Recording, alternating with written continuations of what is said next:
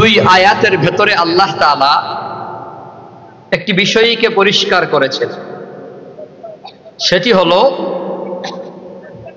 অভিভাবক হিসেবে সন্তানদের দায়িত্ব কর্তব্য যদি অভিভাবক মা বাবা আদায় করে,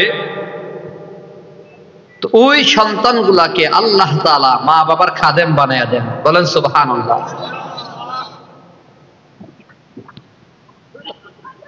বুঝা গেল জন্ম দিয়ে মা বাবা হয়ে গেলাম আর কোনো কাজ নাই, বিষয়টা এমন না।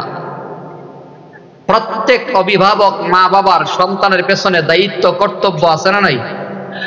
কথা বলেন, আছে না নাই? অনেক জায়গায় গেলে পিতা মাতার হকের বয়ান দেয়, বলে হুজুর মাতা পিতার হক বিষয়ে একটু বললেন কেন? বর্তমান যুগের ছেলেরা বুড়া মা বাবার খবর নেয় না, মা বাবার সাথে সম্পর্ক ভালো নাই। বেশিরভাগ পরিবারেই বুড়া বুড়িকে ফালাইয়া সন্তানগুলা শহরে বন্দরে বউ বাচ্চা নিয়ে আরামে ঘুমায়, আপন মা বাবার খবর পর্যন্ত নেয় না। বাস্তবেও সমাজে এমন আছে না নাই? এগুলো কেন হয়? সন্তানগুলো মা বাবার নাফরমান কেন হয়?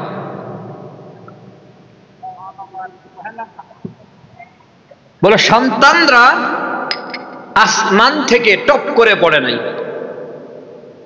সন্তানের কিছু পাওনা ছিল, হক ছিল, সন্তানের কিছু দাবি ছিল, যৌক্তিক দাবিগুলো মা বাবা পূরণ করে নাই, যার দরুন গোড়াকালে মা বাবার মনের আশা আল্লাহ তাআলা পূরণ করে না।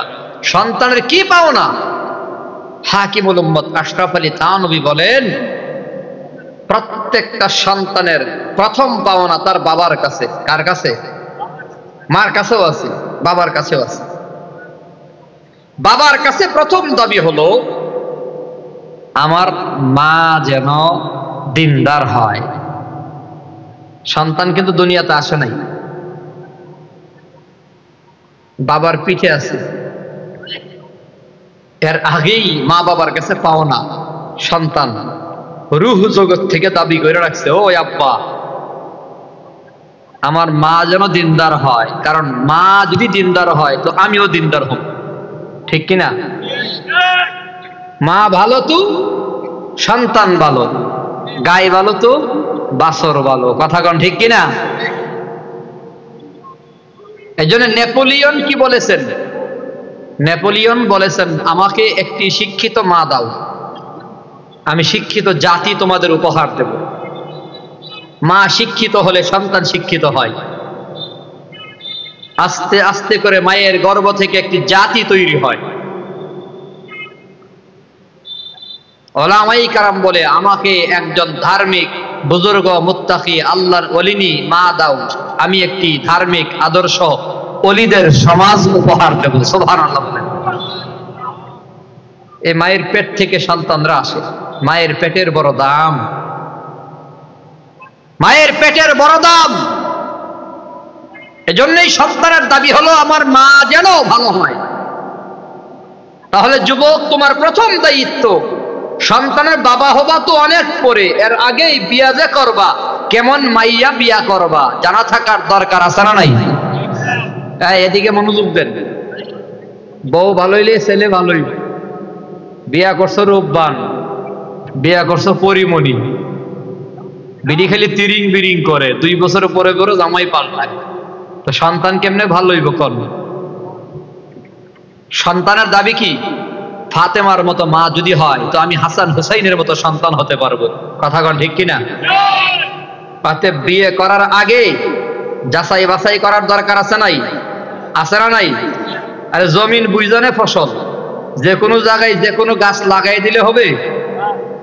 ফল গাছ লাগানোর আগে জমিনে কিছু চাষবাসের দরকার হয় কিনা বুঝা। ফ্যাক্টরি ভালো হইতে হয়, জমিন ভালো হইতে হয়। অতএব ফ্যাক্টরি হলো মা।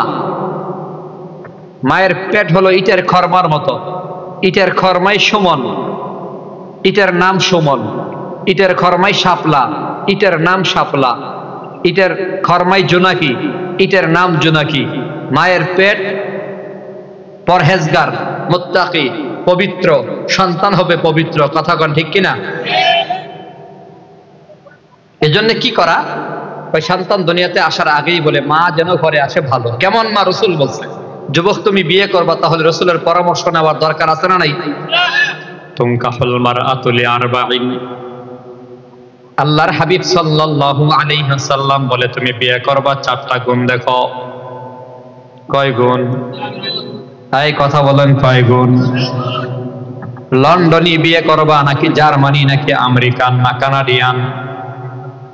অসুবিধা নাই, আসমানে বিয়ে করো আর জমিনে বিয়ে করো, সিলেট করো আর সুনামগঞ্জে করো আর ব্রাহ্মণবাড়িয়াই করো, আরবি করো আজমি করো, মক্কার মাইয়া বা মদিনার মাইয়া যেখান থেকেই করো, রসুল বলে চার গুণ দেখবা। জোরে বলেন কয় গুণ?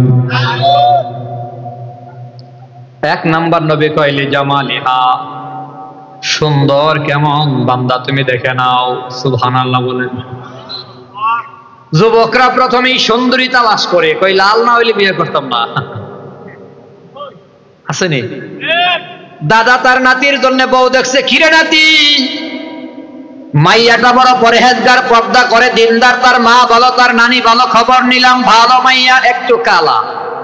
নাতি কই নো লাইক, সরি দাদা, দরকারে তুমি করো আমি না, আমি চাই লাল। ঠিক নেই? দিনদার করবে না, পর্দাওয়ালি করবে না, লাল দেখা ফাউন্ডা কাইডারি করব। সুন্দরী রূপবতী এক নাম্বার।